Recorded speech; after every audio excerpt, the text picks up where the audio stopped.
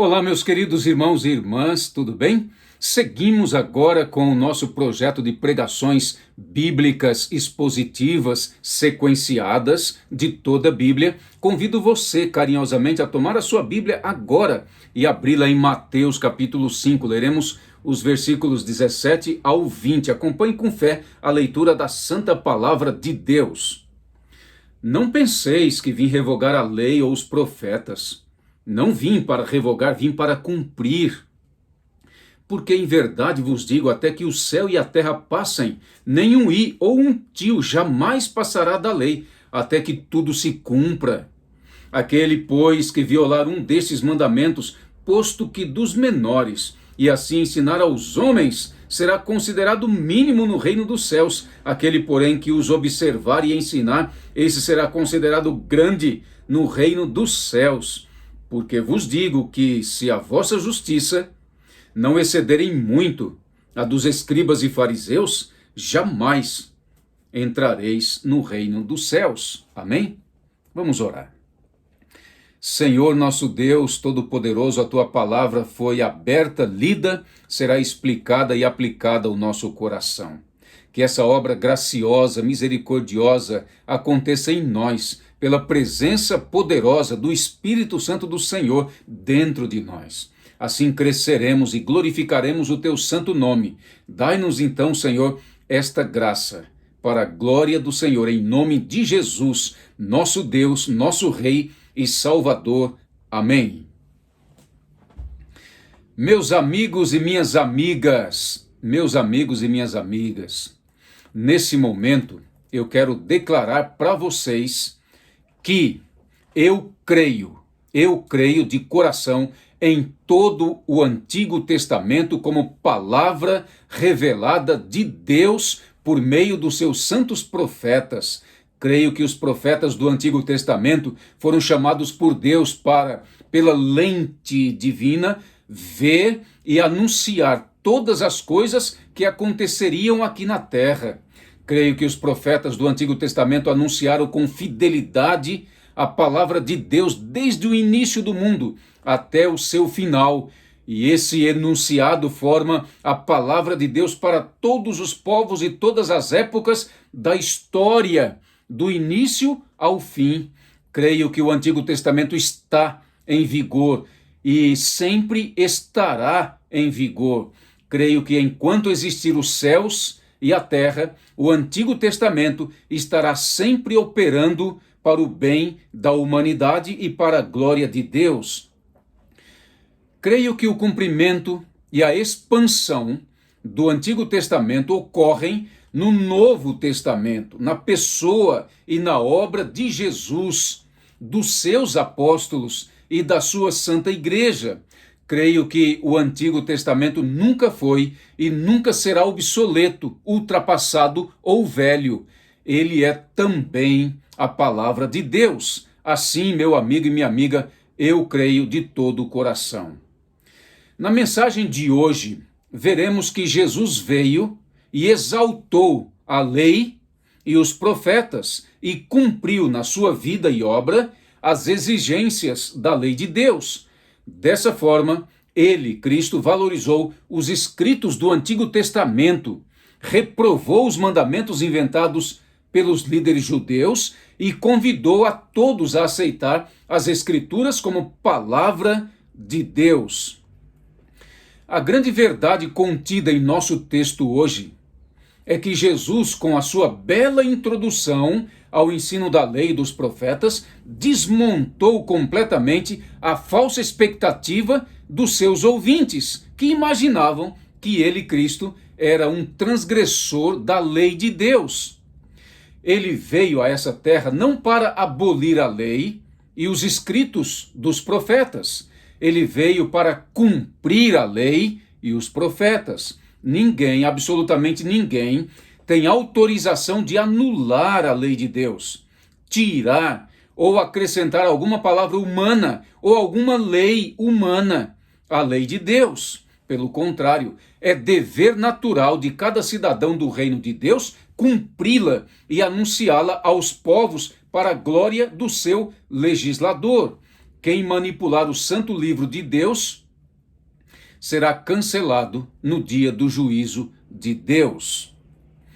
Em contrapartida, todos os filhos e filhas de Deus que aceitar a graça de Jesus e receber a sua santa lei na mente e no coração estarão para sempre com Deus em seu paraíso, nos novos céus e na nova terra.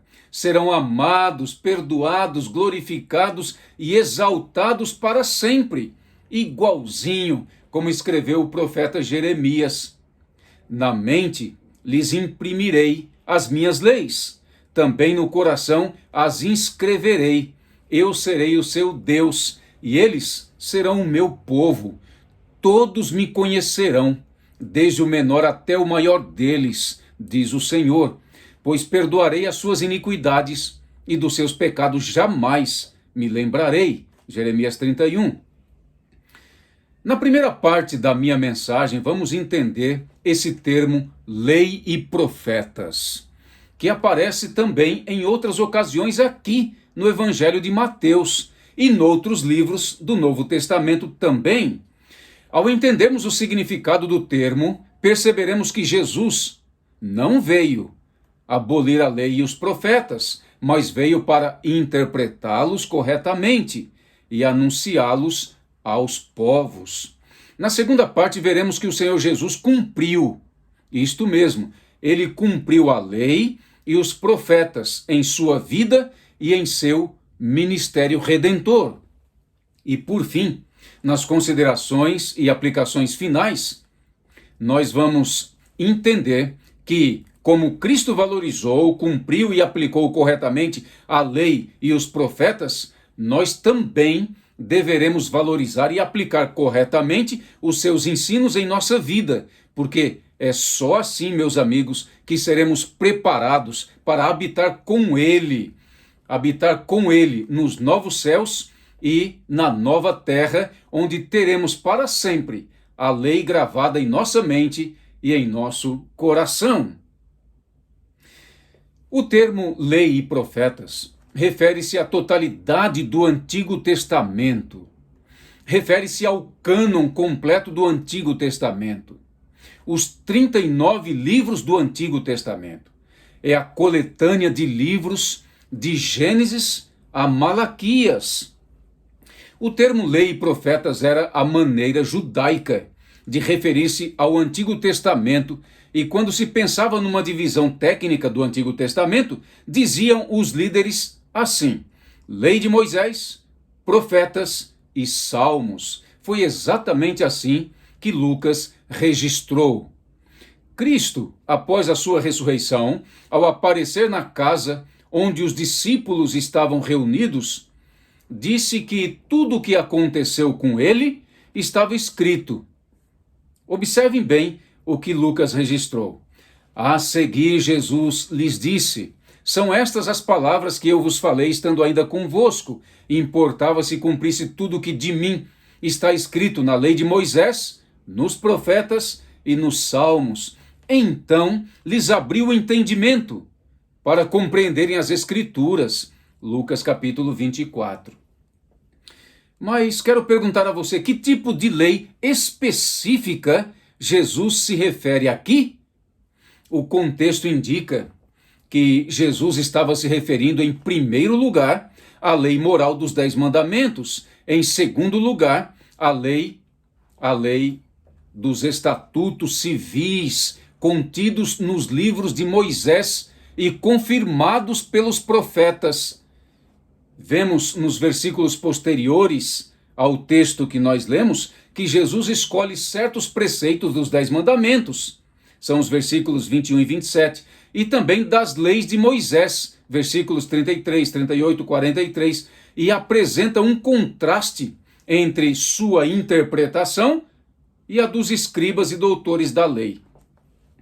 O grande pregador expositivo do século passado, Dr. Martin Lloyd-Jones, em seu livro Estudo do Sermão do Monte, escreveu que precisamos concordar que esse vocábulo, lei e profetas, conforme é aqui empregado, significa a lei em sua inteireza, ele se refere às 3 porções da lei entregues por Deus a Israel por intermédio de Moisés: a lei moral, a lei judicial e a lei cerimonial. Os livros de Êxodo, Levítico e Números relatam essas 3 porções da lei. A lei moral consistia dos 10 mandamentos e outros grandes princípios morais que foram firmados de uma vez para sempre. A lei judicial tem em vista a legislação dada para a nação de Israel, dentro das circunstâncias do momento que a nação vivia. Essa lei judicial indicava como os israelitas deveriam conduzir-se em relação ao próximo, o que deveriam e o que não deveriam fazer. Finalmente, havia a porção cerimonial da lei, que envolvia os holocaustos, os sacrifícios, os ritos e as cerimônias ligados à adoração no templo ou em outros lugares do povo de Deus. Quando Jesus inicia seu sermão com as palavras: não penseis que vim revogar a lei e os profetas, não vim para revogar, vim para cumprir, ele está falando sobre tudo o que a lei ensina diretamente sobre a vida, a conduta e o comportamento dos homens, bem como tudo quanto era ensinado por intermédio dos diversos símbolos, pelas diferentes modalidades de oferendas e por todos os detalhes das mesmas que figuram nas páginas do Antigo Testamento. Dos versículos 17 a 20, a lei precisa ser considerada em sua totalidade. E dos versículos 21 em diante, quando nosso Senhor falava sobre a lei, ele falava somente, atenção, somente a respeito da seção da lei moral. Outra questão importante que devemos considerar a partir de agora é o termo profetas. Em que sentido Jesus usa esse termo? Essa expressão profetas, meus amigos, aponta para tudo quanto encontramos nos livros proféticos do Antigo Testamento, que podemos resumir as práticas dos profetas da seguinte maneira: eles ensinavam a lei, interpretando-a e aplicando-a ao coração da nação do povo de Deus. Eles dirigiam-se à nação e revelavam que a dificuldade do povo se dava porque não obedecia à lei de Deus. A responsabilidade básica dos profetas era a de chamar o povo de volta à verdadeira compreensão da lei de Deus. Assim, os profetas faziam a lei ser relida e entendida. Outra questão importante da obra dos profetas era anunciar profeticamente, atenção, o aparecimento do Messias e da sua obra redentora em prol da humanidade. Os profetas eram pregadores, sim, mas também eram prognosticadores. Ambos esses aspectos precisam ser incluídos na mensagem profética. E Cristo se referia aqui a essa questão também. Os discípulos que já tinham ouvido a Cristo e de Cristo a poderosa mensagem das bem-aventuranças estavam paralisados diante do sermão revolucionário de Cristo, pois ele, Cristo, estava lidando com as questões do coração, da alma dos cidadãos do reino de Deus. Jesus estava ensinando como deveria ser o caráter dos filhos do reino de Deus.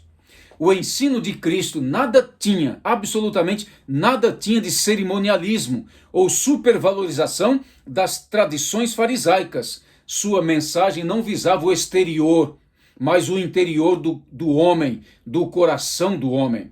Enquanto os fariseus se preocupavam com o exterior e ensinavam que sem as práticas cerimoniais e tradicionais não haveria lugar no reino de Deus, Jesus contrapõe os ensinos deles, estabelecendo a essência da verdade na mente e no coração dos seus ouvintes. E eles estavam paralisados diante de tudo isso. Jesus estava ensinando que o reino de Deus era dos humildes de espírito, dos que choram, dos mansos, dos que têm fome e sede de justiça, dos misericordiosos, dos limpos de coração, dos pacificadores e dos que estão a favor da justiça divina e a vivem em seu coração. Eles não estavam acostumados com esse tipo de ensino. os que eles tinham era somente cerimonialismo, tradição e práticas exteriores. E por isso havia alguma dúvida e desconfiavam a respeito da interpretação de Cristo acerca dos ensinos de Moisés e dos ensinos dos profetas. Se os discípulos estavam duvidosos, muito mais ainda, meus amigos, muito mais ainda os intérpretes da lei, escribas e fariseus que estavam por ali ouvindo o grande mestre. Sendo assim, faz sentido o Senhor finalizar uma sessão, as bem-aventuranças, iniciar uma outra sessão com as palavras: não penseis em vosso coração, não penseis que eu vim revogar a lei ou os profetas, não vim para revogá-la, eu vim para cumpri-la. Ao longo dos séculos, desde que Moisés e os profetas escreveram a palavra de Deus, que ela era mal interpretada e ensinada erroneamente pelos líderes e, portanto, transgredida pelo povo em geral. Lentamente, os atos exteriores ensinados na lei, o cerimonialismo e as tradições foram sendo incorporados na mente dos filhos e filhas de Deus e sufocando a verdadeira essência da lei. De maneira que quando Cristo começou a ensiná-la, era visto como um transgressor da lei, um falso mestre, um falso ensinador. Ele era acusado o tempo todo pelos líderes judeus de estar subvertendo toda a nação com uma mensagem contrária à que tinham recebido de Moisés e dos profetas. Mas Jesus não ensinaria outra mensagem senão a que ele mesmo havia dada no Monte Sinai a Moisés, diz o Desejado de Todas as Nações e o livro O Maior Discurso de Cristo. Como já mencionei para vocês, essas palavras de Cristo: não penseis que vim revogar a lei e os profetas, não vim para revogá-la, vim para cumpri-la, serviriam ainda de preâmbulo para o que ele ensinaria a partir dali. Jesus falaria ainda, corretamente, sobre o homicídio, o adultério, o juramento, a vingança, o amor ao próximo, a justiça, a esmola, a oração e o jejum. Nessas palavras introdutórias de Cristo, fica claro que tudo que Jesus ensinaria dali por diante estaria em absoluta harmonia com o ensino inteiro das Escrituras do Antigo Testamento. Ele não ensinaria nada, absolutamente nada, que viesse contradizer as Escrituras de Moisés e dos profetas. Jesus falou que eu vim para cumprir. Consideraremos agora o termo cumprir. Tem havido alguma confusão a respeito desse termo empregado aqui por Jesus. De pronto, precisamos entender que essa palavra não quer dizer terminar, acabar. Nem significa acrescentar alguma coisa ao que já existia. Não. Religiosos de vários segmentos têm interpretado erroneamente essa palavra de Cristo.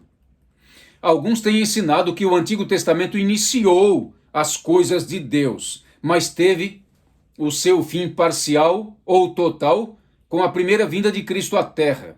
Tipo assim, hoje não precisamos mais do Antigo Testamento. Não precisamos, não. Acabou o Antigo Testamento com a chegada de Cristo. É o que dizem por aí.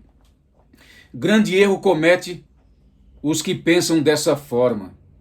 Como pode, meu amigo, como pode um edifício ficar em pé sem os seus fundamentos? É impossível. O fundamento do Novo Testamento é o Antigo Testamento. O verdadeiro sentido dessa palavra é cumprir no sentido de prestar plena obediência, literalmente levando até as últimas consequências tudo quanto fora dito e declarado na lei e nos profetas. Antes de avançarmos na questão do cumprimento da lei e dos profetas, temos que entender a soberania da lei, seu caráter absoluto e também irrevogável. Disse o nosso Senhor: Não penseis que vim revogar a lei ou os profetas. Não vim para revogar, vim para cumprir. Em seguida, o Senhor nos deu a razão para esse fato. Atenção, porque em verdade vos digo, disse Cristo, até que o céu e a terra passem, nenhum i ou um tio jamais passará da lei, até que tudo se cumpra. A ideia aqui colocada é que a lei de Deus tem um caráter absoluto, jamais poderá ser alterada e nem mesmo modificada no mais leve grau. A lei é absoluta e eterna, meu amigo. Os requisitos da lei são permanentes e jamais poderão ser revogados ou reduzidos até que o céu e a terra passem. Esta última expressão, até que o céu e a terra passem, aponta para o fim da era, para o fim dos tempos, para a consumação do século, como diz o último capítulo do Evangelho de Mateus. O céu e a terra são sinais de permanência. Enquanto céu e terra estiverem no seu devido lugar, coisa alguma da lei poderá passar, nem mesmo um i ou um tio. Não há nada menor do que isso nas Escrituras. Não pode ser tirado o menor ponto gráfico na menor letra do alfabeto hebraico. Ele se referia ao iod, a nona letra do alfabeto hebraico correspondente ao nosso i. E se referia também ao queraia, aquele tracinho pequenininho que corta o nosso T, ou o nosso famoso tio. Assim sendo, céu e terra não passarão enquanto os mínimos detalhes da lei e dos profetas de Deus não forem absoluta e inteiramente cumpridos. Jesus não veio ao mundo para destruir e nem para modificar o ensino da lei e dos profetas. Ele veio para cumprir os preceitos da lei e os ensinamentos dos profetas até as suas últimas consequências, obedecendo de modo perfeito. Em outras palavras, ele afirmava que a lei e os profetas, em sua totalidade, apontavam para ele, atenção, e teriam cumprimento em sua pessoa e obra redentora, até nos mínimos detalhes. Atenção mais um pouco. Tudo quanto faz parte da lei e dos profetas culmina em Jesus Cristo, nosso Senhor. Amém? Ele é o cumprimento da lei e dos profetas. Essa é talvez a mais importante e poderosa reivindicação que ele, Jesus, fez em todo o seu ministério. E com essa reivindicação, ele confirma e valoriza o Antigo Testamento em sua totalidade, de maneira que ninguém tem autoridade para manipular o Antigo Testamento e toda a humanidade é chamada a valorizá-lo. Quando a gente lê os 4 evangelhos, observamos dezenas de citações extraídas do Antigo Testamento, feitas por Jesus. Isso nos leva a pensar seriamente na importância de todo o Antigo Testamento. Jesus fez citações de quase todos os livros do Antigo Testamento. Já parou para pensar nisso? Para o Senhor, o Antigo Testamento era a palavra de Deus. Era as Escrituras Sagradas, era o Santo Livro de Deus para todos os povos da terra e se revestia de uma autoridade que nenhuma outra coisa possuía ou poderá possuir jamais. Meus irmãos e meus amigos, olhemos mais para o Antigo Testamento. Valorizemos mais os seus escritos proféticos, estudemos com mais dedicação e devoção as suas profecias, especialmente as profecias messiânicas da primeira vinda de Cristo e da segunda vinda de Cristo a essa terra. O Antigo Testamento é uma fonte riquíssima de informações que nos esclarecem a respeito de todas as coisas que estão para acontecer, especialmente a respeito do fim de todas as coisas. Os sinais do fim estão lá, nas páginas do Antigo Testamento. A volta de Jesus à terra está lá nas páginas do Antigo Testamento. O juízo final está lá nas páginas do Antigo Testamento.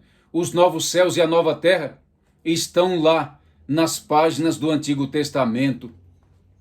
Passemos agora à segunda parte da nossa mensagem. Jesus veio cumprir a lei e os profetas. Meu amigo, Jesus veio do reino do céu, lá de cima, da parte de Deus, onde tudo é perfeição e onde impera a obediência prazerosa e alegre da lei de Deus. Ele veio de lá. Ele veio de lá para salvar a humanidade da morte eterna, que havia transgredido a lei de Deus. Ele andou e ensinou os princípios sagrados da lei do reino de Deus e pediu que os seus filhos e filhas, os cidadãos do reino, seguissem os seus passos. Ao olharmos para o livro de Mateus, vemos que ele está escrito baseado nos escritos do Antigo Testamento, mesmo porque o objetivo de Mateus é revelar para os judeus de sua época que Jesus é o Rei Messias, anunciado pelos profetas de Israel, e que as profecias messiânicas do Antigo Testamento se cumpriram nele e na obra redentora dele, o Messias. O livro de Mateus abre com uma bela e empolgante genealogia, mostrando que Jesus veio de Deus do alto, lá da glória, e teve um nascimento não como resultado da coabitação humana marido e mulher, mas pelo poder glorioso da obra do Espírito Santo de Deus em Maria. A genealogia nos mostra que ele viria de lá e seria adotado por pais israelitas judaicos, José e Maria, que eram da tribo de Judá, segundo a lei. Segundo a lei de Moisés e os escritos dos profetas, o Messias seria filho de Davi e de Abraão, mas ao nascer da Virgem Maria seria Emanuel.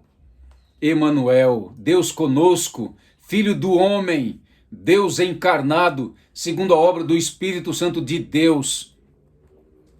Os magos orientais, segundo Mateus capítulo 2, viram a estrela de Jesus no Oriente e viajaram até Jerusalém para adorar o menino Deus, Rei dos judeus. E ao chegar, lhe deram presentes, ouro, incenso e mirra, reconhecendo que ele era o rei, o sacerdote e o profeta, enviado à terra em cumprimento da profecia escrita nos escritos de Moisés e nos profetas. Muitas profecias que estão no Pentateuco, nos profetas e nos Salmos, a respeito da primeira vinda de Cristo, como seu nascimento e sua obra sacrificial na cruz, sua ressurreição e ascensão ao trono do Pai, bem como a proclamação do Evangelho eterno aos povos e nações, foram cumpridas em Cristo. No capítulo 1 de Mateus até o capítulo 4, temos várias vezes a expressão: ora, tudo isso aconteceu para que se cumprisse o que fora dito pelo Senhor por intermédio do profeta. Acompanhe comigo um pouquinho dessa questão. Em Mateus capítulo 1, verso 22, está escrito assim, ó: ora, tudo isso aconteceu para que se cumprisse o que fora dito pelo Senhor por intermédio do profeta. : eis que a virgem conceberá e dará à luz um filho, e ele será chamado pelo nome Emanuel, que quer dizer Deus conosco. De onde veio isso? De onde? Lá de Isaías capítulo 7. Em Mateus capítulo 2, verso 5, está escrito: em Belém da Judéia. Responderam eles, porque assim está escrito por intermédio do profeta. : e tu, Belém, terra de Judá, não és de modo algum a menor entre as principais de Judá, porque de ti sairá o guia que há de apacentar o meu povo Israel. De onde veio isso? De onde? Lá de Miqueias capítulo 5. Em Mateus 2,15 está escrito: e lá ficou até a morte de Herodes, para que se cumprisse o que fora dito pelo Senhor Deus por intermédio do profeta: do Egito chamei o meu filho. Ele se referia aqui, o escritor Mateus, a vários escritos do Antigo Testamento dos profetas.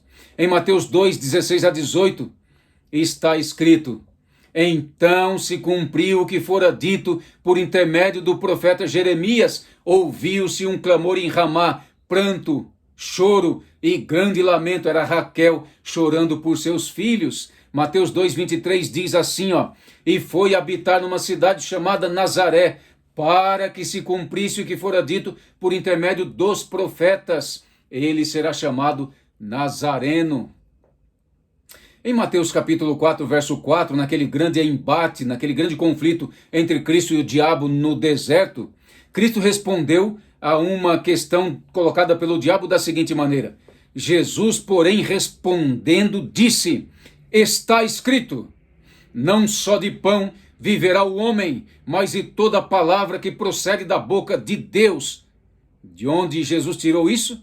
Lá de Moisés, de Deuteronômio.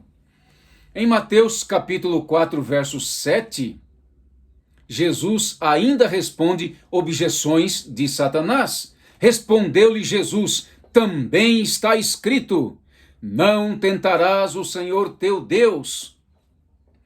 Em Mateus 4, verso 10, Cristo ainda continua respondendo, através das escrituras do Antigo Testamento, as questões postas por Satanás. Então Jesus ordenou: retira-te, Satanás, porque está escrito, ao Senhor teu Deus adorarás e só a ele darás culto. No capítulo 4 ainda de Mateus, versículos de 13 a 16, está escrito: e deixando Nazaré foi morar em Cafarnaum, situada à beira-mar, nos confins de Zebulon e Naftali, para que se cumprisse o que fora dito por intermédio do profeta Isaías: terra de Zebulon, terra de Naftali, caminho do mar, além do Jordão, Galileia dos gentios. O povo que jazia em trevas viu grande luz, e aos que viviam na região e sombra da morte, resplandeceu-lhes a luz. Meus queridos amigos e amigas, no Evangelho de Mateus encontramos várias outras profecias relacionadas a Cristo e sua obra, como por exemplo, em Mateus 8,17 temos pela primeira vez aqui uma descrição da obra milagrosa de Cristo, onde ele opera várias curas e libertações.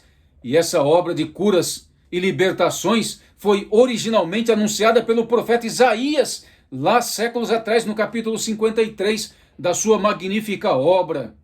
Em Mateus 12, 18 a 21, está registrado o sublime, o alto e o excelente serviço de Cristo. Assim, vejam meu servo, aquele que escolhi, ele é meu amado, nele tenho grande alegria, porei sobre ele meu espírito, e ele proclamará justiça às nações.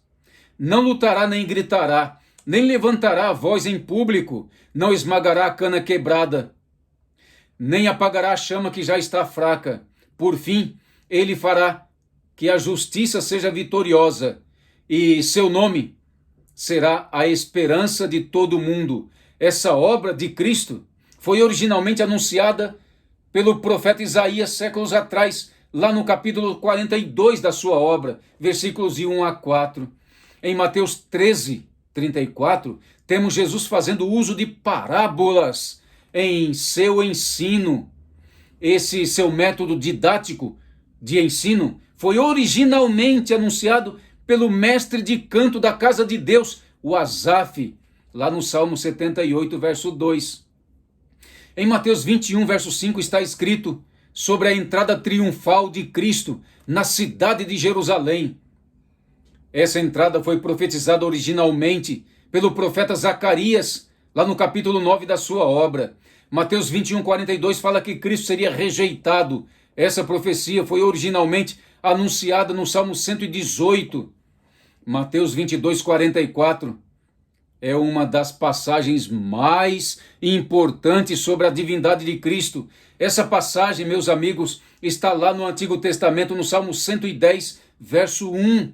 Em Mateus 26, 31, fala que Cristo seria abandonado. Essa profecia foi originalmente anunciada pelo profeta Zacarias no capítulo 13.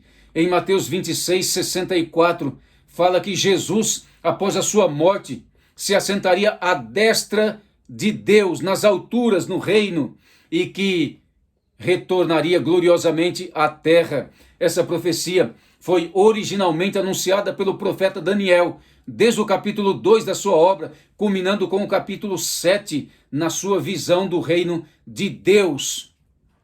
Em Mateus 27, 34 e 48, temos exatamente o relato da crucifixão do nosso Senhor, e ele sendo forçado a beber vinho com fel e vinagre. Essa profecia foi originalmente anunciada no Salmo 69, verso 21, por Davi, tipo de Cristo, no Antigo Testamento. Em Mateus 27, 35, ainda sobre a crucifixão do Senhor, temos o registro da divisão das vestes de Cristo. Essa profecia foi originalmente anunciada no Salmo 22, 18, por Davi. Em Mateus 27, 39 a 46, também no relato da crucifixão de Cristo, temos o relato da zombaria sofrida por ele. Essa profecia foi originalmente anunciada no Salmo 22, verso 1, 7 e 8, também por Davi. Em Mateus 27, 57 a 60, temos o relato do sepultamento de Cristo. Essa profecia, meus amigos, foi originalmente anunciada pelo profeta Isaías, lá no capítulo 53. Em Mateus 28, de 1 a 10, temos a ressurreição de Cristo. Essa profecia está anunciada no Antigo Testamento por vários profetas e por vários ângulos diferentes. Por exemplo, Oséias capítulo 6, Jonas capítulo 1, Salmo 16, Isaías 56, etc, etc, etc. Várias passagens falando da ressurreição gloriosa de Cristo. E temos no capítulo 28, 18 a 20, a importante profecia extraída de Isaías, referindo-se à pregação do Evangelho eterno a todos os povos e nações do mundo. Escreveu Isaías a respeito de Cristo e da evangelização dos povos da seguinte maneira: venho para juntar todas as nações e línguas. Elas virão e contemplarão a minha glória. Porei entre elas um sinal, e alguns dos que foram salvos enviarei às nações, a Tarsis, Pul e Lude, que atiram com o arco. Enviarei a Tubal e Javã, até as terras do mar, mais remotas, que jamais ouviram falar de mim, nem viram a minha glória. Eles anunciarão entre as nações a minha glória. Isaías 66, 18 e 19. Essa profecia de Isaías está aqui, meu amigo, em Mateus 28, 18 a 20. Ide, portanto, disse Cristo aos seus discípulos, fazei discípulos de todas as nações do mundo, batizando-os em nome do Pai, do Filho e do Espírito Santo, ensinando-os a guardar todas as coisas que vos tenho ordenado, e eis que estou convosco todos os dias, até a consumação dos séculos. Ufa! Meus irmãos, minhas irmãs, meus amigos, minhas amigas, cada aspecto, atenção, cada aspecto do nascimento, vida, morte, ressurreição e missão de Cristo havia sido profetizado nas escrituras hebraicas, tanto em Moisés quanto nos profetas e nos salmos. Muito antes dos acontecimentos se desenrolarem na linha do tempo da história humana. Não é de admirar que Jesus disse aos líderes judeus de sua época: examinais as escrituras, porque julgais ter nelas a vida eterna. Mas eu lhes digo, são elas mesmas que testificam de mim. João 5,39. Tudo que o Antigo Testamento anunciou que aconteceria em relação ao Messias teve o seu cumprimento cabal em Cristo, tanto na sua pessoa quanto na sua obra expiatória. Isso exalta a palavra de Deus e a torna confiável a respeito das outras profecias relacionadas à segunda vinda de Cristo, ao juízo final e aos novos céus e à nova terra.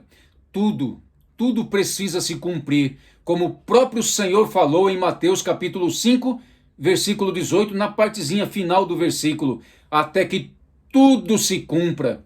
E tudo tudo está se cumprindo diante dos nossos olhos. O Evangelho de Cristo está avançando a todo mundo. Os sinais físicos nos céus e na terra estão acontecendo. A moral e o amor estão se acabando. O mundo político e econômico se digladiando. A ciência e o conhecimento avançando em uma proporção quase inimaginável. Uma nova era e uma nova humanidade está sendo criada e regida não pelo que está escrito nas Escrituras Sagradas, mas pelos sentimentos e pela razão humana. Tudo está acontecendo diante dos nossos olhos. As profecias do Antigo Testamento relacionadas à segunda vinda de Cristo estão se cumprindo e em breve Ele, nosso Senhor, voltará gloriosamente e executará o juízo, onde os ímpios transgressores de sua santa lei serão destruídos e os seus filhos obedientes glorificados, a terra e os céus renovados e tudo finalizado. A lei de Deus estará para sempre em nosso coração e em nossa mente. Vai acontecer, meu amigo e minha amiga, igualzinho como o profeta Jeremias anunciou, porque esta é a aliança que firmarei com a casa de Israel. Depois daqueles dias, diz o Senhor, na mente lhes imprimirei as minhas leis, também no coração lhes inscreverei. Eu serei o seu Deus, e eles serão o meu povo. Não ensinará jamais cada um ao seu próximo, nem cada um ao seu irmão, dizendo, conhece ao Senhor, porque todos me conhecerão, desde o menor até ao maior deles, diz o Senhor, pois perdoarei as suas iniquidades e dos seus pecados jamais me lembrarei. Para Jesus, o Antigo Testamento era a palavra de Deus, eram as Escrituras Sagradas, era o Santo Livro de Deus, que foi dado para todos os povos da terra e se revestia de uma autoridade que nenhuma outra coisa possuía ou poderá possuir jamais. Meus irmãos e meus amigos, olhemos mais para o Antigo Testamento, valorizemos mais os seus escritos proféticos, estudemos com mais dedicação e devoção as suas profecias, especialmente as profecias messiânicas da primeira vinda e da segunda vinda de Cristo à terra. O Antigo Testamento é rico, glorioso, cheio de informações que nos esclarecem a respeito de todas as coisas que estão para acontecer, especialmente a respeito do fim de todas as coisas. Há centenas e milhares de anos, os profetas de Deus olharam para o futuro pela lente de Deus e viram o nascimento, a vida, a morte, a ressurreição e a ascensão de Cristo ao trono do Pai. Eles viram toda a obra redentora de Cristo. Olharam um pouco mais adiante e viram a igreja de Cristo e contemplaram toda a sua história na terra. Olharam mais um pouco e viram a nossa geração e profetizaram esse estado caótico de coisas que vivemos. Os acontecimentos dessa época estão lá registrados por eles. Olharam ainda mais e viram que a situação de toda a terra ficará mais caótica ainda à medida que avança o tempo e a história. Viram a união global da igreja com o Estado, a mudança das leis de Deus, a glória da besta, as tentativas inteligentes das bestas de destruir a verdadeira fé bíblica e implantar a fé nelas próprias e no dragão do Apocalipse. Viram ainda que os verdadeiros servos e servas de Deus não se curvaram a esses sistemas políticos religiosos, mesmo sabendo que seriam perseguidos, presos e mortos. Eles viram tudo isso e muito mais. Viram que depois, quando todas as coisas se cumpriram aqui na terra, Jesus voltou e recolheu seus filhos dos quatro cantos da terra, de uma a outra extremidade, e executou o juízo sobre os transgressores de sua santa lei. Eles viram tudo isso, e mais ainda, viram a restauração plena e total de todas as coisas e finalmente olharam e viram o reino glorioso, Deus habitando lá com os seus santos em sua glória.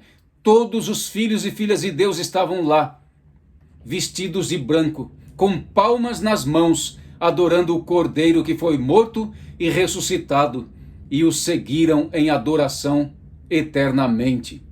Lá eles estavam sem mais pecado, sem mais doenças, sem mais dor, sem mais morte. Viram todos os filhos e filhas de Deus revestidos de perfeição e glória. Tudo isso está lá, nas páginas do Antigo Testamento. E logo, bem logo, todas essas coisas se cumprirão. Eu creio. E você? Você crê? Pai, nesse momento, quero entregar em tuas mãos a minha vida e a vida de todos aqueles, teus filhos e filhas, que ouviram a tua palavra.